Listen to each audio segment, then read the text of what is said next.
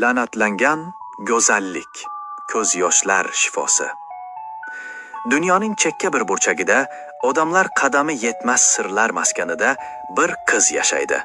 Uning ismi Elara.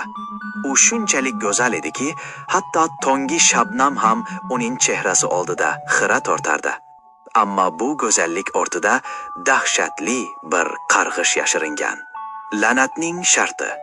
Elara tun cho'kkanda yoki qalbi g'azabga to'lganda o'zligini yo'qotadi. Agar u ko'zlarini uzoq vaqt yumib tursa, zulmat uning vujudini egallay boshlaydi. Uning nozik qo'llari o'tkir panjalarga, mayin ovozi esa vahshiy hayqiriqqa aylanadi. U ulkan, qonxo'r maxluq, zulmat shaytoni qiyofasiga kiradi. Bu holatda u o'zini idora qila olmaydi. Yo'lida uchragan har qanday tirik jonni parchalab tashlaydi. Bu azobdan qutulishning yagona chorasi bor, lekin u imkonsizdek tuyuladi.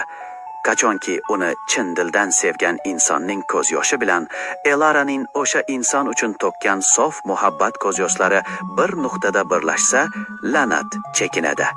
Ikki qalbning og'rig'i va sevgisi bir tomchida mujassamlashishi kerak.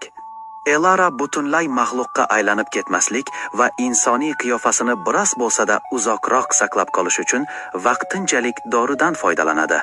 Bu dori oddiy insonlarning qayg'u va armonidan quyilgan ko'z yoshlaridir. U bu achchiq suyuqlikni ichib, o'z ichidagi vahshiy hayvonni uxlab qolishga majbur qiladi. Ammo dori har safar kamroq ta'sir qilmoqda.